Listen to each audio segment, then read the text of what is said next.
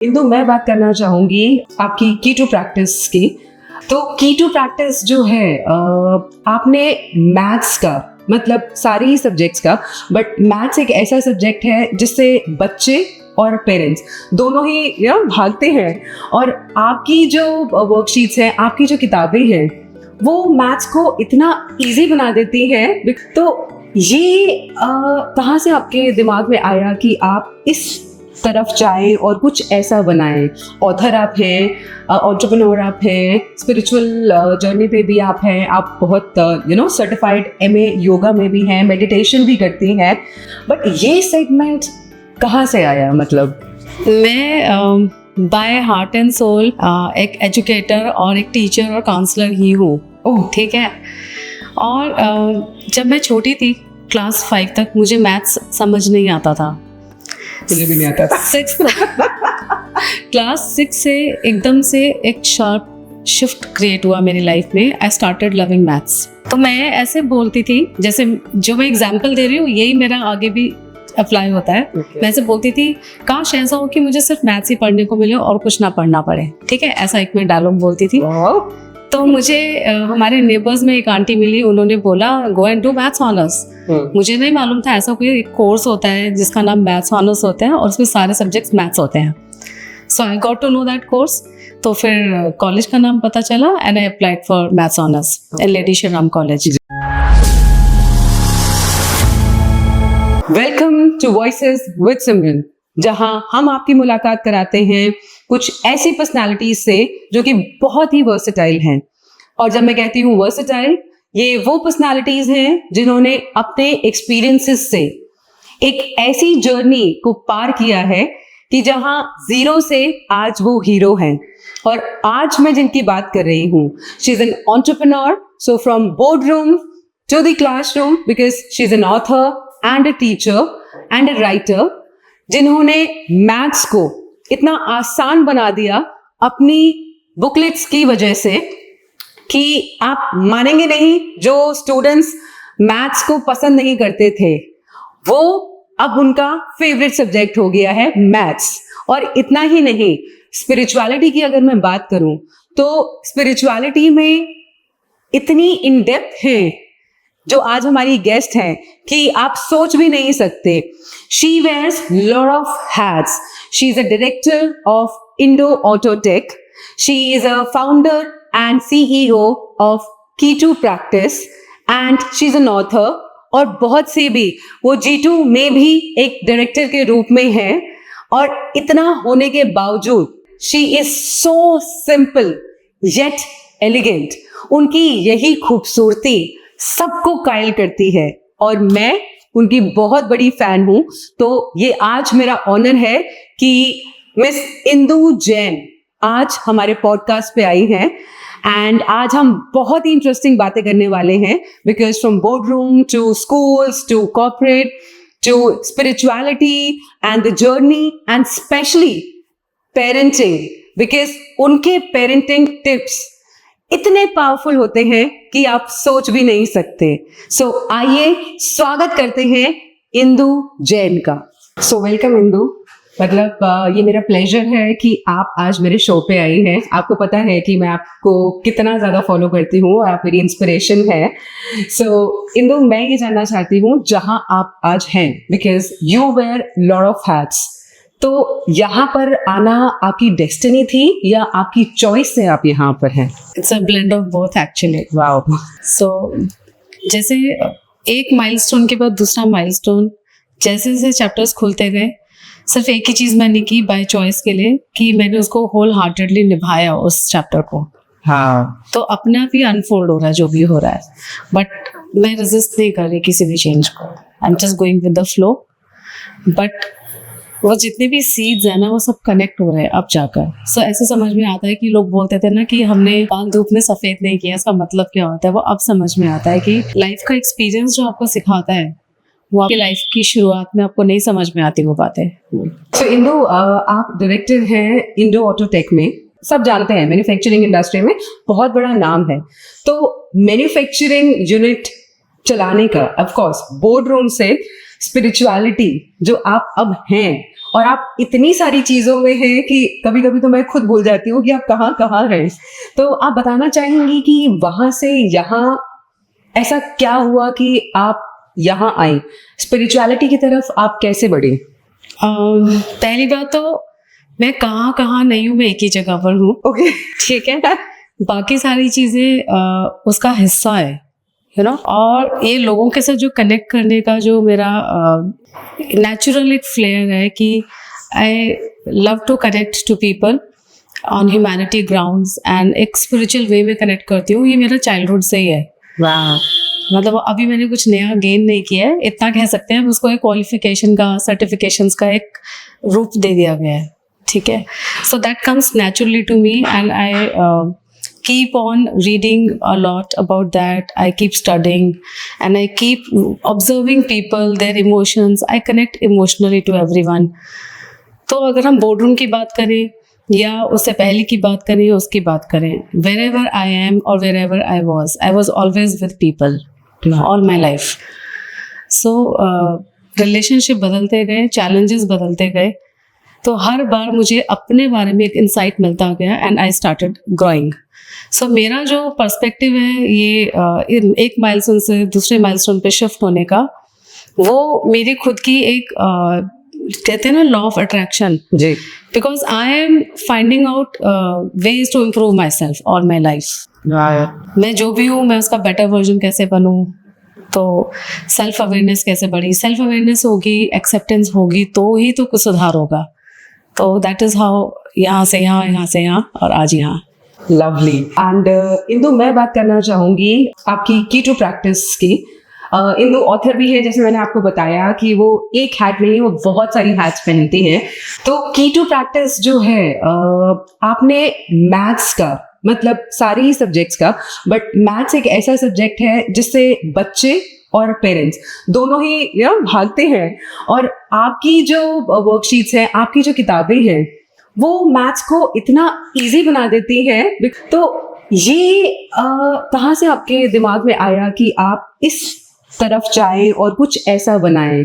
Author आप हैं, entrepreneur आप हैं, स्पिरिचुअल जर्नी पे भी आप हैं, आप बहुत सर्टिफाइड MA योगा में भी हैं, मेडिटेशन भी करती हैं, बट ये सेगमेंट कहाँ से आया? मतलब मैं बाय हार्ट एंड सोल एक एजुकेटर और एक टीचर और काउंसलर ही हूँ। ओह, ठीक है। और जब मैं छोटी थी, क्लास 5 तक, मुझे मैथ्स समझ नहीं आता था। मुझे भी नहीं आता था। क्लास 6 से एकदम से एक शार्प शिफ्ट क्रिएट हुआ मेरी लाइफ में। I started loving maths. और 12th तक आते आते मुझे ऐसा एक धुन हो गया कि मुझे नहीं मालूम था कि आगे क्या होता है 12th के बाद, क्या कोर्सेज होते हैं। मेरी फैमिली में भी ज़्यादा किसी को ये दिल्ली यूनिवर्सिटी और ये सब चीज़ें नहीं पता थी। So I was the first one to step out in college. Wow. तो मैं ऐसे बोलती थी, जैसे जो मैं एग्जाम्पल दे रही हूँ यही मेरा आगे भी अप्लाई होता है। मैं ऐसे बोलती थी, काश ऐसा हो कि मुझे सिर्फ मैथ्स ही पढ़ने को मिले और कुछ ना पढ़ना पड़े, ठीक है। ऐसा एक मैं डायलॉग बोलती थी। तो मुझे हमारे नेबर्स में एक आंटी मिली, उन्होंने बोला go and do maths honours. मुझे नहीं मालूम था ऐसा कोई कोर्स होता है जिसका नाम मैथ्स ऑनर्स होता है और उसमें सारे सब्जेक्ट्स मैथ्स होते हैं। So I got to know that course. तो फिर कॉलेज का नाम पता चला and I applied for maths honours in Lady Shri Ram College. तब मुझे पापा से डांट भी पड़ी कि अपने आप को इतना होशियार मानते हो कि दिल्ली यूनिवर्सिटी में जब लोग अप्लाई करते हैं, they apply in so many colleges, तो मैं कॉलेज में अप्लाई करके बैठ गई कि तुम्हारा एडमिशन कंफर्म है यहाँ पर, ठीक है। Confidence, I would say. पता नहीं कॉन्फिडेंस था या इग्नोरेंस थी, बट ऐसा हुआ और मेरा एडमिशन हो गया। सो उसके बाद अब ये फिर से एक और माइलस्टोन आया when I was in 3rd year of LSR। हम, जैसे मेरी आदत है ना कि बहुत सारी चीज़ों में पार्टिसिपेट करने की, तो I was participating in some competition जो मैथ्स डिपार्टमेंट का था। We went to IIT Delhi. तो वहाँ पे मैंने अपने सीनियर्स को देखा, मैंने कहा कि IIT के अंदर LSR के कैसे हो सकते हैं, यू नो। तो मैंने उनसे बात करी तो पता चला यहाँ पर मास्टर डिग्री प्रोग्राम है मैथमेटिक्स में। तो मैंने उसी दिन डिसाइड किया मुझे भी यहीं आना है। ओके। फिर I started preparing for that and हो गया, ठीक है। सो आई स्टार्टेड ओवर देयर। तो मेरा एक ये मानना था मैथ्स को लेके कि अगर मुझे मैथ्स नहीं समझ आ रहा था क्लास 5 तक और मैं IIT तक जा सकती हूँ, उसी सब्जेक्ट में पोस्ट ग्रेजुएशन कर रही हूँ, दैट मीन्स हमें कोई धारणा नहीं बनानी चाहिए सब्जेक्ट को लेकर। जी जी। जो एज पेरेंट्स मैं आप सबको बताना चाहूँगी कि प्लीज़ क्लास 5 तक क्या होता है, छोटे छोटे ब्लॉक्स में हम बच्चों को कॉन्सेप्ट्स दे रहे होते हैं, जिसमें ज़्यादा कैलकुलेशन बेस्ड होता है। आपको एडिशन, सब्ट्रैक्शन, मल्टीप्लिकेशन, डिवीजन ये सब सिखाया जा रहा होता है। ये बहुत स्केरी साउंड करता है, मुझे आज तक करता है। इनफैक्ट ये भी मैं बताना चाहूंगी, I am not good at calculation. या मुझे I like if you look at my vision, like you're an expert of everything what you do. So आप देख रहे हैं कि आज ये राज खुला है कि सब परफेक्शनिस्ट मानते हैं इनको, और आज ये फिर बता रही हैं कि ये भी डरती हैं। तो सब डरते हैं यार। मैं ये बताना चाहती हूँ कि हर चीज़ हमें फर्स्ट गो में आ जाए, या आज ही आ जाए, या कल ही आ जाए, ऐसा नहीं होता है। It's life and we all are born as human beings. तो हम सब कुछ सीखने के लिए आए हैं, and we should allow ourselves to learn, to unfold our life. तो हमें ईजी हो जाना है हर चीज़ के साथ, और सबकी लाइफ स्टोरी बहुत यूनिक है। तो जब मेरा ये मैथमेटिक्स का, जब मुझे ये पता समझ में आई बात कि कैलकुलेशन के ऊपर बेस्ड नहीं है सारा मैथ्स, क्लास 6 में जब आए तो पता चला वो सब कैलकुलेशन हट गया, अब यहाँ पे नई चीज़ें आ गई, geometry, algebra and all that. तो जिस ड्रीम से मैं, जिस कहते हैं ना, एक फैंटेसी की दुनिया लेकर गई थी मैं लेडी श्री राम में कि मैं मैथ्स करूंगी। क्यों? क्योंकि मुझे क्वेश्चन सॉल्व करना अच्छा लगता था। वहां गए तो वो भी गायब हो गए। अब पता है क्या आ रहा है? Theorem and proof. मैंने कहा ये क्या हो गया, मेरे साथ धोखा हो गया कुछ शायद। ये मैथ्स होती है तो मुझे मालूम भी नहीं था। क्या नया आ गया। ठीक है, तो मैं ये कहना चाहती हूँ, इसके बहुत सारे रूप होते हैं। शुरू में अगर कैलकुलेशन स्कैरी लगती है, उससे हमें एक फाउंडेशन या एक अपने मन में धारणा नहीं बनानी है कि मेरे बच्चे को मैथ से डर लगता है। इस बात को बोलना भी नहीं है। पहले तो आपने खुद को नहीं बोलना है, फिर अगर आप खुद को नहीं बोल रहे तो बच्चों को भी नहीं बोलोगे। ये बोल कर हम अपने आप को डरना सिखाते हैं, और बच्चों को भी डरना सिखाते हैं। जी। तो इनको मैं ये पूछना चाहूंगी, क्योंकि आपने अभी जो बोला ये एक बहुत ही कॉमन चीज है जो हर मदर, कि मेरा बच्चा पढ़ता नहीं है। तो आप पेरेंटिंग कोच भी हैं, तो आप बताना चाहेंगी कि क्या ऐसी कुछ 4-5 चीजें हैं जो हम एज अ पेरेंट करते हैं जो हमें नहीं करनी चाहिए बच्चों के साथ, जिससे उनका जो माइंडसेट है या उनकी जो लर्निंग ग्रोथ है वो रुक जाती है और हमें पता भी नहीं चलता है। बिल्कुल, ये बहुत ही इम्पोर्टेंट बात है। मेरा तो दिल धड़कता है इस बात को लेके कि हमने आई थिंक 2 का एवरेज ले लेते हैं, सबके पास 2 बच्चे हैं। हाँ, ठीक है। तो 2 जीवों को जन्म दिया है ह्यूमन फॉर्म में। जी। तो ये बहुत बड़ी रिस्पॉन्सिबिलिटी है कि हम उनको एक अच्छा ह्यूमन बीइंग बना रहे हैं। हम ये कोर बात को भूलकर इस बात में लग जाते हैं कि रेस के अंदर कि इसके मार्क्स कैसे आएंगे, दूसरे लोग क्या कहेंगे, बड़ा होके क्या बनेगा, कमाएगा कैसे। दैट मीन्स हमारी पूरी अपब्रिंगिंग एक इनसिक्योरिटी की भावना से हो रही है। एक्चुअली चेकलिस्ट के साथ चलते हैं। ये हो गया नहीं, अच्छा मार्क्स अच्छे, बच्चा इंटेलिजेंट, मार्क्स कम, बच्चा इंटेलिजेंट नहीं है।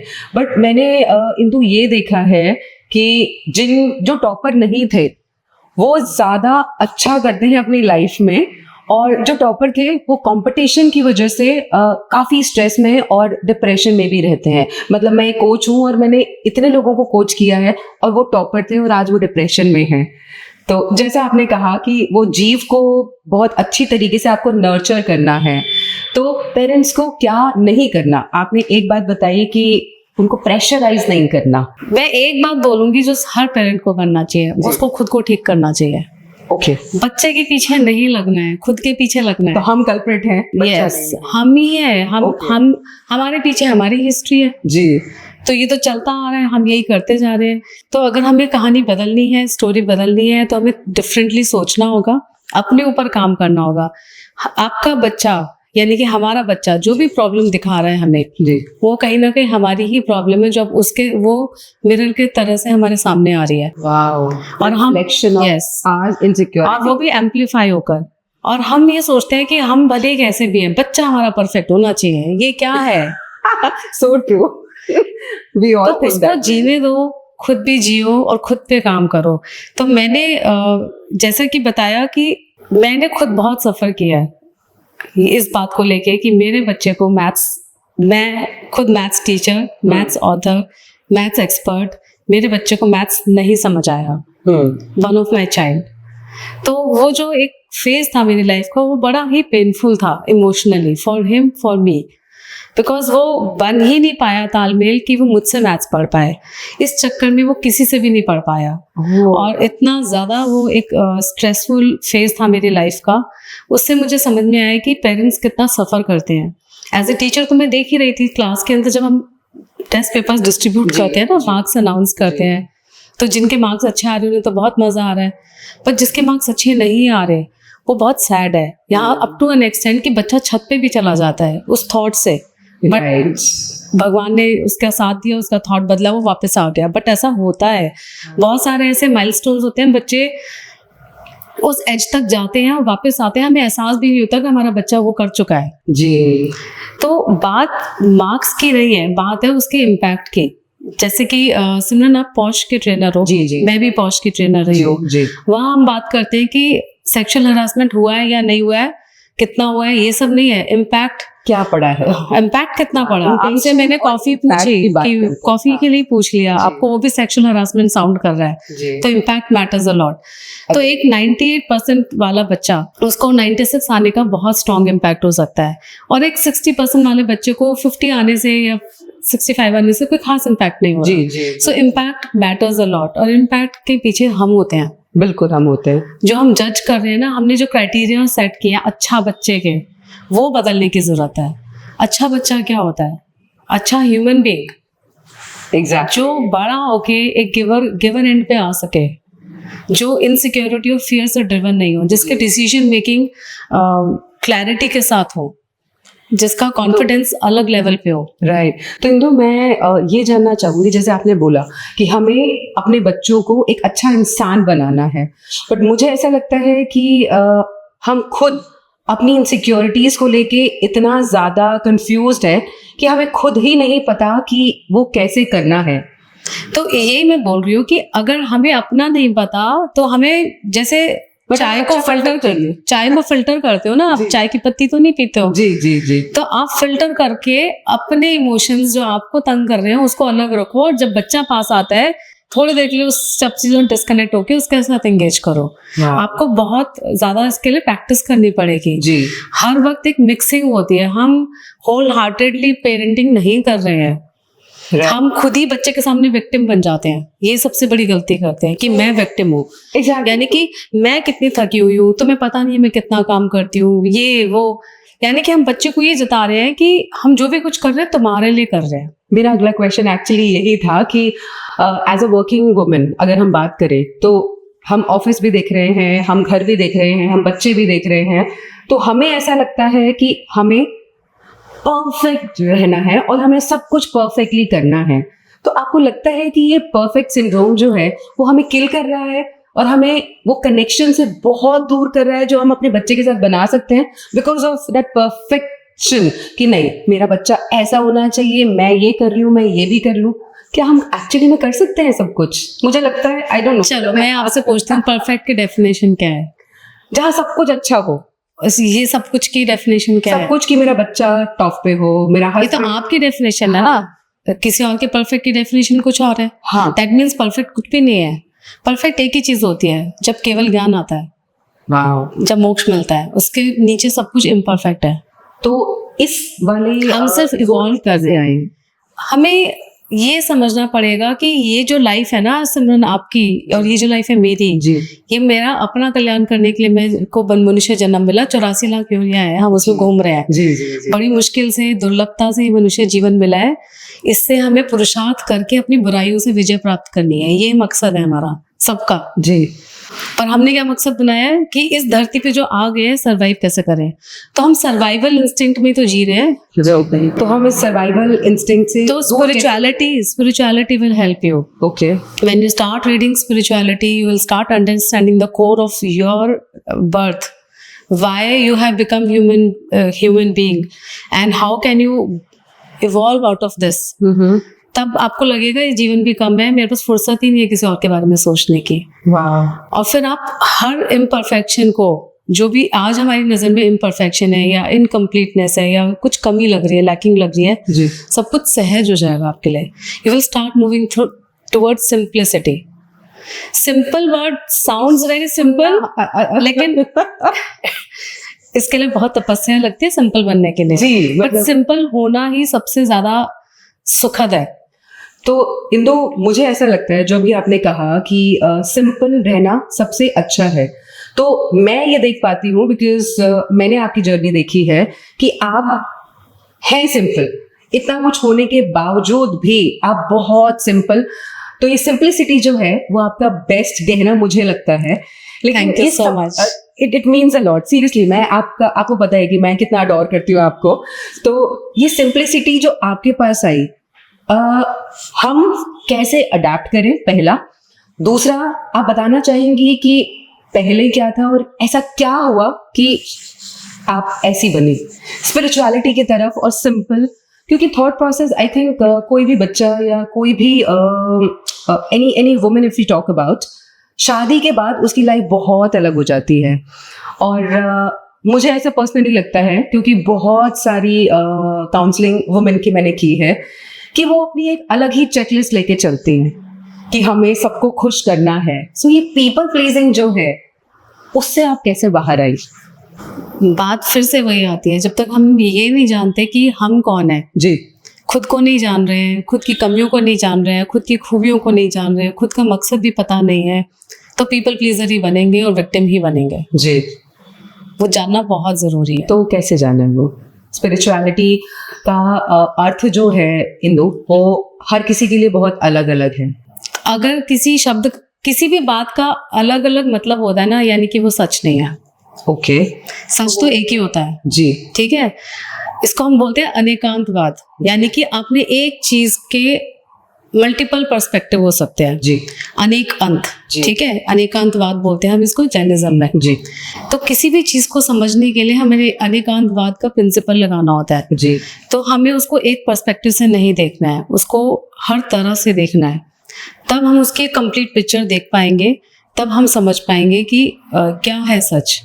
सच जो अल्टीमेट सच है वो तो केवल ज्ञान है, जी, बट फिर भी अप टू एन एक्सटेंट हमें, अगर हम ये बात करें ना कि आपने बोला कि हम ये पीपल प्लीजर ना बने और चेकलिस्ट और ये सब चीजें, जी, जी, तो एक चीज हम समझ लेते हैं, एक्शन, कि हमें करना क्या है, बदलाव। वही हमें बदलाव क्या करना है। एग्जैक्टली, एक वर्ड होता है मायाचारी। जी, तो ऐसे ना बॉलीवुड के लिए बोला जाता था माया नगरी। हाँ, क्यों बोला जाता था? क्योंकि माया नगरी, उसको एक नाम दिया गया माया से। माया वर्ड जो आया वो स्पिरिचुअल दुनिया से आया है। ओके, मोह माया बोलते हैं ना, मोह माया, वहां से आया है माया। तो तो माया का मतलब क्या है कि आप बोलते कुछ हो, कहते कुछ हो और मन में भाव कुछ और है। मन, वचन, काया, तीनों लेयर्स पे आप अलग अलग हो, जो भी व्यक्ति। जी, जी, जी। तो वो समझ लो कि वो इस सारे ट्रैप के अंदर फंसा हुआ है जो अब तक हम बातचीत कर रहे हैं। तो इंदु, कुछ तो हमें पता भी नहीं होता, तो हमें वही मैंने बोला, सेल्फ अवेयरनेस। हाँ, कैसे? सेल्फ अवेयरनेस के लिए हमें स्पिरिचुअलिटी चाहिए, अपने को योगा आसन चाहिए, अपने को ध्यान चाहिए, मेडिटेशन चाहिए, ब्रीदिंग एक्सरसाइजेस चाहिए, एंड ऑथेंटिसिटी चाहिए, इंटेंशन चाहिए, बहुत कुछ चाहिए। आई थिंक ऑथेंटिसिटी जो है वो बहुत ज्यादा मुश्किल है, क्योंकि लोग अपने आप से भी ऑथेंटिक नहीं हो पाते हैं। हाँ, वो अपने आप से ही इतना झूठ बोलते हैं। मैं अब बताती हूँ, चलो, हर एक लेडी की प्रॉब्लम, शीशे के सामने खड़े होके मैं अच्छी नहीं लग रही, ठीक है, क्यों बोलती हैं वो? और जब कोई कॉम्प्लीमेंट देता है, नहीं नहीं नहीं नहीं, लेती ही ठीक है, हाँ, लेकिन अगर कोई नहीं देता, मैं कितनी अच्छी लग रही थी, उसने बोला नहीं। अब बताओ कंफ्यूजन किसको है? हमें। तो ये जो लेयरिंग है ना हमारी, कि एक लेयर कुछ कह रही है, एक लेयर कुछ और कह रही है, दिस इज मायाचारी। तो इस चीज को तो पहचानना शुरू करो ना, डेली बेसिस पे अप्लाई करो। आज अपने बिहेवियर पर मैं अभी मायाचारी कर रही थी कि नहीं कर रही थी, आपको मैंने डेफिनेशन समझा दी। मन, वचन, काया, तीनों अलग दिशा में जा रहे हैं। एंड सबसे इम्पोर्टेंट बात, हम बीमार भी इसी से पड़ते हैं मेडिकली, बिकॉज यहाँ गड़बड़ होगी तो क्योंकि हमारे बॉडी कंफ्यूजिंग स्टेट में है ना, तो हमारी बॉडी में balance, we lose the balance. The moment we lose the balance, we fall sick. इसलिए आई थिंक, और जब हम ये चीज लगातार, जो व्यक्ति ज्यादातर इस तरह से जीता है वो ज्यादा बीमार पड़ता है। जो वंस इन अ वाइल हुआ तो वो ठीक, वो कम होगा, ठीक कैसे रह सकता है? हर कर्म थ्योरी को भूल नहीं सकते ना, हर करी हुई चीज का फल तो आएगा ही आएगा। तो ज्यादा एनालिसिस नहीं करने, खुश रहना है। जैसा कि इंदु ने कहा कि हम बहुत ज्यादा सोचते हैं, और बहुत ज्यादा क्या सोचते हैं, कितनी विडंबना है कि हम अपने बारे में ही अच्छा नहीं सोच पाते हैं, एक सुंदर कॉम्प्लीमेंट हम ले ही नहीं पाते। और आई थिंक ये महिलाओं की बात नहीं है, ये पुरुषों की भी बात है। मुझे लगता है कि वो तो और ज्यादा कॉम्प्लिकेटेड सिचुएशन में रहते हैं। मैं आपको एक फॉर्मूला दे देती हूँ अच्छा फील करने के लिए खुद के बारे में। अकॉर्डिंग टू कर्म थ्योरी, एक होता है नाम कर्म। जी, ठीक है, there are many types of karmas, जिसमें से एक का नाम है नाम कर्म। नाम कर्म के उदय से, यानी कि हमने नाम कर्म अर्न किया, उसके फल स्वरूप हमें हमारी शारीरिक संरचना मिलती है जी। कि हम कैसे दिखने वाले हैं, हमारा माथा कैसा होगा, हमारी आंखें कैसी होंगी, सब कुछ। अगर आपने कभी एनालिसिस किया हो, ऑब्जर्व किया हो कि कोई व्यक्ति यंग डेज में बहुत सुंदर था, कोई बॉलीवुड स्टार भी ले लो फॉर एग्जाम्पल, जब आपने उसको अचानक से 25-30 साल बाद देखा, वो आप रिकॉग्नाइज नहीं कर पा रहे, इज द सेम पर्सन, जी, एकदम बदल गया। जी। तो हमारे अंदर जो पूरे दिन भाव उठते हैं ना, वो हमारे सारे रंग स्वरूप को बदलते हैं हर पल। पर जिस चीज को ज्यादा प्रोमिनेंटली हम लगातार करते हैं, वो फीचर हमारा बदल जाता है over the period of time. तो इसलिए हमें ये जबरदस्ती के चेहरे बना के और अपने अंदर नेगेटिव भाव अपने लिए रख के हम अपने आप को और बिगाड़ रहे हैं। ठीक है, दूसरी बात, इस बात को समझे कि नामकर्म हमारा था, जैसा भी था हमने कमाया था, अच्छा बुरा वो हमें मिला हुआ है। जी। तो प्लीज एक्सेप्ट ना कि मैंने ही कमाया था और मैं अच्छा कमा सकती हूँ। हाँ, जब हम पैसे कमाने के ऊपर काम कर सकते हैं, तो कर्म कमाने पे क्यों नहीं कर सकते हैं? सिंपल है। How beautifully you define this. सो अब से अपनी किसी भी चीज को बुरा नहीं कहना, because we have earned that ourselves. तब हमें अवेयरनेस नहीं थी, अब हम अवेयरनेस से आगे की कमाई करते हैं। राइट, सो आई थिंक हम इम्प्रूव कर सकते हैं। अगर हमें लगता है कि हम किसी एंगल से ठीक नहीं लग रहे हैं, हम उस पर काम कर सकते हैं। मुझे ऐसा लगता है, जैसे आपने सजेस्ट किया कि अपने ऊपर काम करो, ज्यादा दिन इसको बिल्कुल दरवाजा ही बंद कर लो कि नहीं भाई मैं तो अच्छी हुई नहीं, या मैं तो अच्छा हुई नहीं। तो किंतु ये जो अभी आपने कहा, ये कॉर्पोरेट वर्ल्ड की भी ना बहुत बड़ी बीमारी है। क्योंकि कॉम्प्लेक्स अगर हम बात करें, कॉन्फ्लिक्ट्स अगर हम बात करें कॉर्पोरेट की, आपने तो दोनों ही दुनिया देखी है, तो मैं ये चाहूंगी कि आप हमें कुछ टिप्स दें जहाँ पे जो कॉर्पोरेट है वो आपस में कैसे अच्छा रिलेशनशिप बना सकते हैं, और सेल्फ डाउट जो बहुत ज्यादा है उससे बाहर आके अपनी टीम मेंबर को एक्सेप्ट कैसे कर सकते हैं, ताकि एक वर्क कल्चर की हम बात करें। देखो, एक होती है हमारे दिमाग में सेल्फ टॉक, जी, जो हम बाहर बात करते हैं वो बहुत कम है। जी, जैसे the iceberg, tip of the iceberg. Okay. But अंदर जो है पूरा सेल्फ टॉक है। हमारी सेल्फ टॉक में जब तक दूसरे लोगों को आधार मान के या उनको निमित्त मान के हम अपने आप को बेचारा मान रहे हैं, पहले तो हमें विक्टिम माइंडसेट से बाहर आना चाहिए। बहुत जरूरी है। विक्टिम माइंडसेट को प्लीज स्टडी करो, क्या होता है, क्या इसके इंडिकेटर्स होते हैं, we should come out of that. दूसरा, हमारे पूरी सिचुएशन के रिस्पॉन्सिबिलिटी हमें खुद लेनी आनी चाहिए। जी। हमें प्रमोशन मिल रही है कि नहीं मिल रही है, बॉस हमें पसंद करता है कि नहीं करता है, हमारा काम पूरा हुआ कि नहीं हुआ, मेरे को ये नौकरी क्यों मिली, दूसरी क्यों नहीं मिल सकती थी, तनख्वाह इतनी क्यों मिली, उतनी क्यों नहीं मिली, छुट्टी मिली नहीं मिली, XYZ जो एडेड, ये सब मैंने ही अर्न किया है। I am responsible for it and I can. हम चाहते हैं कि वो हो जाए, बट हम उसके लिए काम कहाँ कर रहे हैं? हम तो नेगेटिव इमोशंस के अंदर जूझ रहे हैं सिर्फ। जी, जी। तो ये सेल्फ टॉक बदलनी पड़ेगी सारी, अपनी सेल्फ टॉक पे काम करना होगा। बाहर से काम शुरू होता है, बट अल्टीमेटली इनर वर्क करना पड़ता है। राइट, तब बदलेगा सारा कुछ। हमें अपने अंदर से ये जो कषाय होती है ना कि ये लोभ, क्रोध, मान, माया, जी, ये आधार है हमारे इन सारे नेगेटिव इमोशंस का। इनका सटल फॉर्म है। यानी कि फॉर एग्जांपल मैं आपको बोलूं कि आप वायलेंट हो, आप बोलोगे मैं नहीं हूँ। ठीक है, तो आपने इतने कॉन्फिडेंस से बोला मैं नहीं हूँ, आपका आधार क्या है वायलेंस का? यही ना कि मैं फिजिकली किसी को नहीं मारती। जी। और इसके लिए अगर मार रहे हो तो भी तो वायलेंस ही। मैं कह रही हूँ मेंटली भी नहीं मार रहे। मैं कह रही हूँ सच में किसी को नहीं मारते, किसी भी रूप में नहीं मारते, बट खुद को शीशे में खड़े होकर बोलते मैं कितनी बेकार हूँ। ये खुद को मारना नहीं है क्या? You are still violent. वाह, ऐसा कभी सोचा भी नहीं होगा सो जिससे there are so many ways of, ये जो मैंने आधार बताया ना 4 कषाय, ये इतने सटल फॉर्म्स में हमारी जिंदगी में घुले हुए हैं कि हम तो ये मान के चलते हैं, हर व्यक्ति मानता है मैं देखो कितना अच्छा हूँ। जी जी भाई अगर सारे ये सोच रहे हैं मैं कितना अच्छा हूँ तो धरती तो अच्छी है ना। एग्जैक्टली तो बुरा कौन? तो सिर्फ हमारी जो अपने ऊपर फोकस करना है। हम जब भी बोलते हैं मैं बहुत अच्छा हूँ, इसके पीछे भी भावना होती है कि वो देख कितना बुरा है। ओह तो ये बदलना है हमें कि हमारे स्क्रिप्ट में कहीं ना कहीं एक दूसरा पर्सन होता है हर डायलॉग के अंदर, हिडन फॉर्म में। वो हिडन इम्प्लाइड वे में जो हमारी जिंदगी में चल रहा है ना, उसको हटाना है। तो यहाँ एक कंफ्यूजन है इंदु, मतलब मैं क्लैरिटी चाहती हूँ। अभी आपने कहा कि अपने आप को एम्ब्रेस करें, तो और अभी आपने एक और लाइन बोली कि जब हम अपने आप को बोलते हैं कि मैं बहुत अच्छा हूँ, तो कहीं ना कहीं दूसरे को डिमीन कर रहे हैं। किसी से कंपेयर करने के कारण ही तो हम बोलते हैं मैं अच्छी नहीं दिख रही, और किसी से कंपेयर करके हम बोलते हैं मैं अच्छी दिख रही हूँ। तो फिर आधार क्या होगा अपने आप को ऊपर उठाने का? यही कि ये जो भी मेरे पास आज है, दुख या सुख, सब मेरा है। ओके। और मैं और काम करती हूँ, जानूंगी। काम करने के लिए पढ़ना पड़ता है। आप डॉक्टर बनते हो तो पहले पढ़ते हो उसको, तब डॉक्टर बन पाते हो। तो ये जितनी बातें मैं बोल रही हूँ इन सबको करने के लिए पढ़ना पड़ेगा पहले। इसको हम बोलते हैं स्वाध्याय। ओके। स्वाध्याय करना पड़ता है, हर व्यक्ति को करना चाहिए। आई थिंक बच्चों को कुछ पढ़ना आए ना आए, बचपन से कुछ बेसिक चीजें सिखा देनी चाहिए कि हम स्वाध्याय करेंगे तो ही तो घर में कल्चर बनेगा स्वाध्याय करने का। जी जी जी। आलू मेरी फेवरेट सब्जी थी।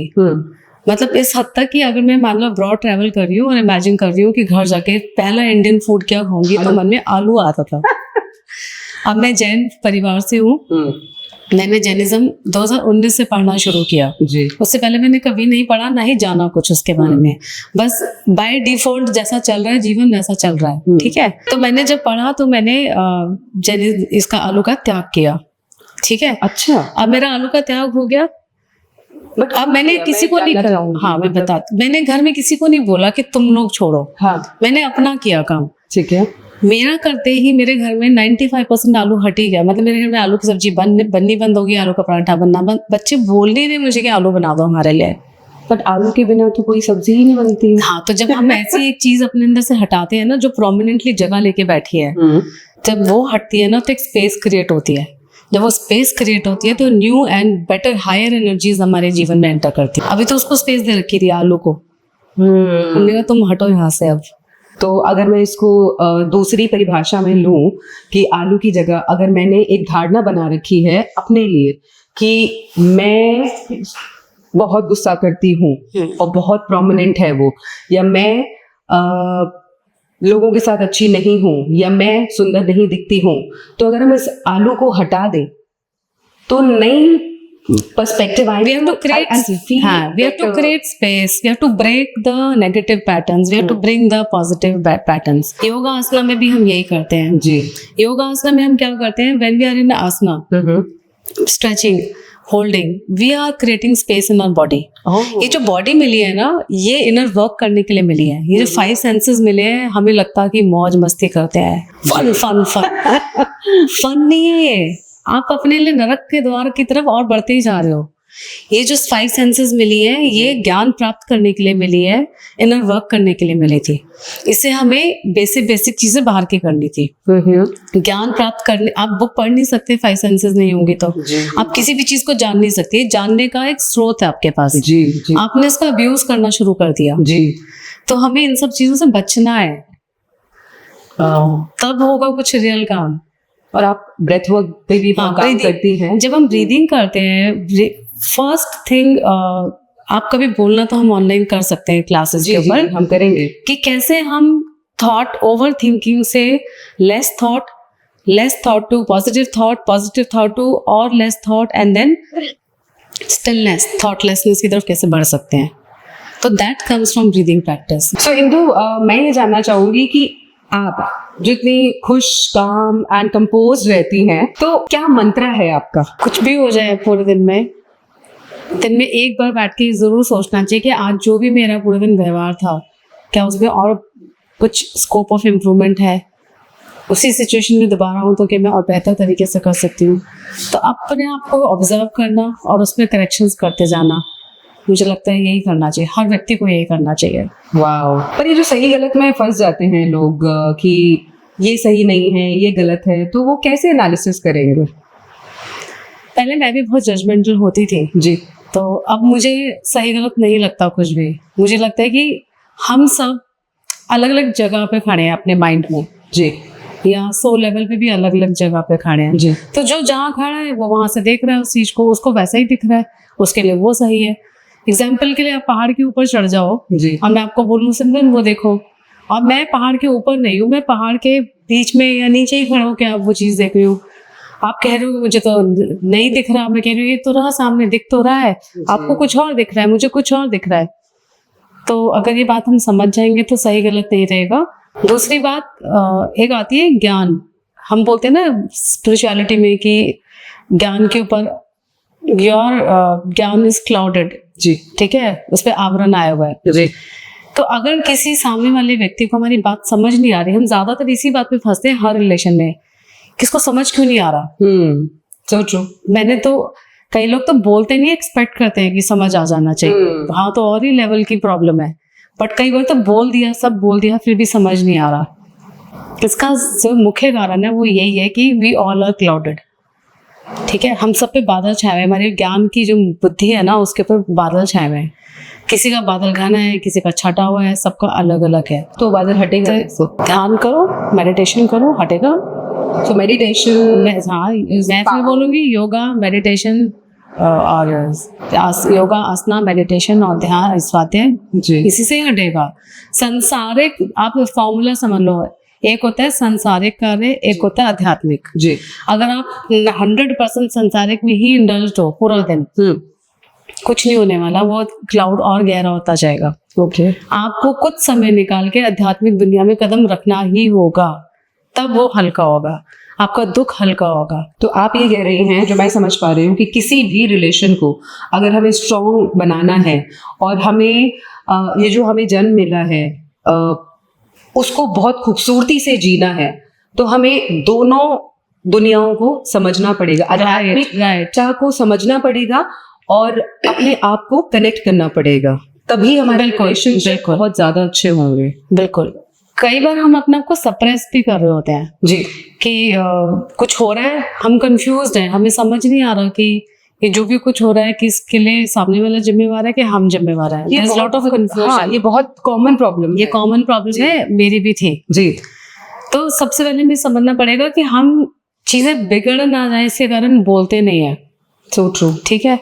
तो basically we form a habit of running away from conflicting situations. जी, कंफ्लिक्ट होगा तो जो चीजें हैं वो छूट जाएंगी, ठीक है। जी, जी, जी। अगेन इसके रूट भी हमारे अध्यात्म में ही है कि हमारे अंदर जो आसक्ति है, किसी भी जो चीज हमें हासिल हो गई और वो छूटनी नहीं चाहिए, हमारे जीवन से माइनस नहीं होनी चाहिए, दैट इज द प्रॉब्लम।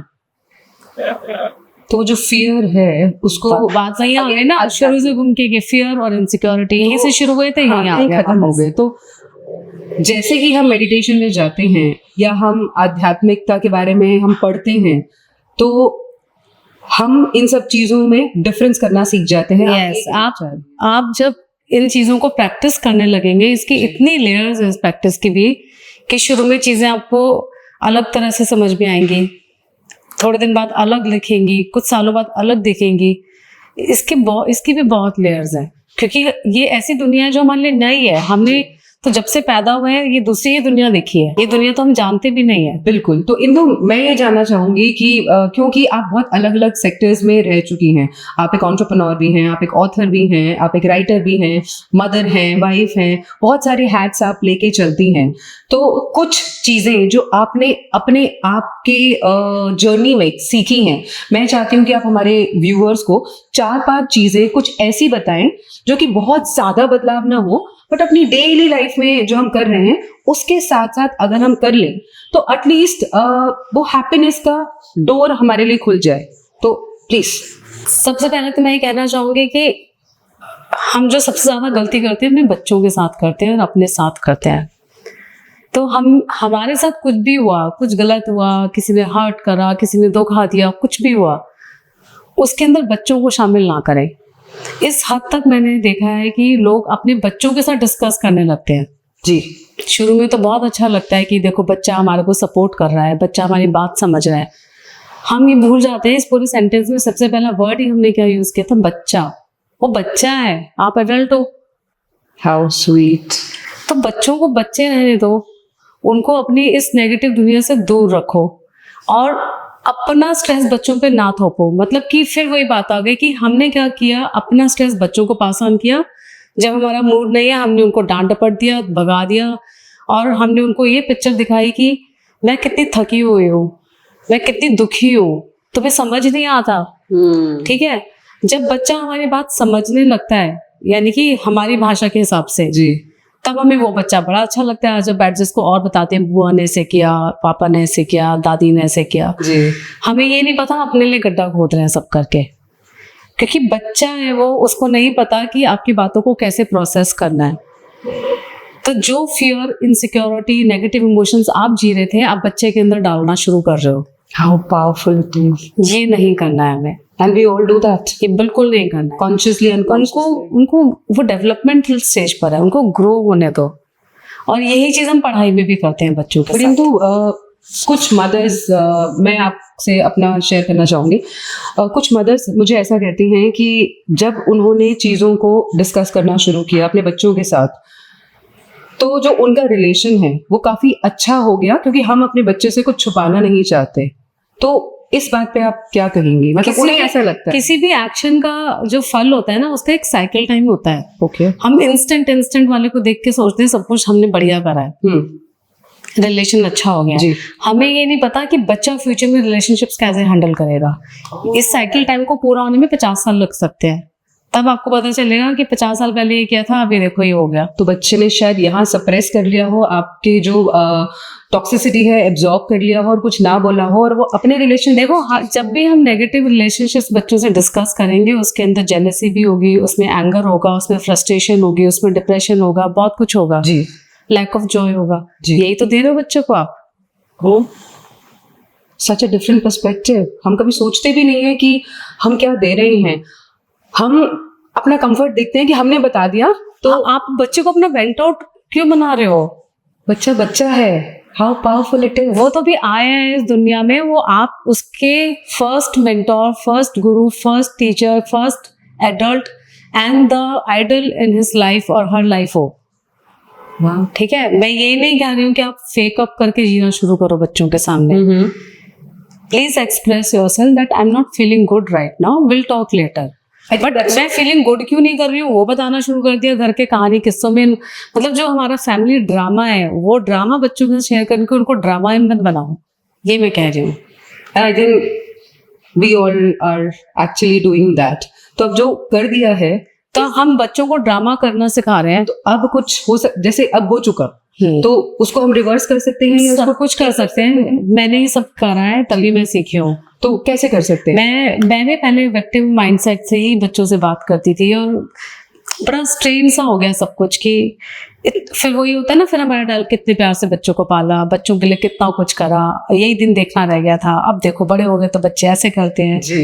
ये सब चीजें होनी शुरू हो जाती हैं। साइंटिफिकली बच्चों का 0 to 7 to 8 ईयर्स का फेज अलग होता है, 7 to 12-14 तक का अलग होता है, फिर एक अलग आता है। जी। ये 7 का मोटा मोटा आप ले लो, एक एक फेज चलता है उनका। तो ऐसे समझ लो कि मेंटल, इमोशनल एंड फिजिकल, ऐसे समझ लो, 3 हिस्से कर लो। ये सारे डेवलप हो रहे हैं। तो 17 to 3 21। जी। अभी 21 ईयर्स तक तो वो डेवलप ही हो रहा है। आप उस स्टेज पे उसको फीडिंग कर रहे हो अलग अलग चीजों की, ये नहीं करो ना, उसको पहले पूरा बंद तो जाने दो। एंड आई थिंक हम 21 साल से पहले ही उसमें इतनी टॉक्सिसिटी डाल देते हैं कि फिर हम बोलते हैं कि अपने रिलेशनशिप में अच्छा क्यों नहीं है, हमने तो ऐसा सिखाया है। आप आम खरीदने जाते हो तो सोचते हैं बढ़िया सा आम मिल जाए, बहुत स्वाद हो खाने में।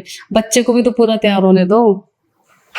How sweet. मतलब आपने बहुत ज्यादा गहरी बात की है, और आई थिंक सारे पेरेंट्स इस चीज से रिलेट कर पाएंगे, बिकॉज कहीं ना कहीं आई थिंक वी ऑल, मैं भी एक पेरेंट हूँ, वी ऑल डू दैट कि हम अपने बच्चों के साथ ऐसी चीजें शेयर करते हैं जो शायद हमें शेयर नहीं करनी चाहिए, और वो इम्पल्जन में करते हैं कि हम दुखी हैं और हमने शेयर कर दिया, और हम रियलाइज भी नहीं करते कि हमने क्या शेयर कर दिया और उसकी लाइफ में हम क्या टॉक्सिसिटी दे रहे हैं।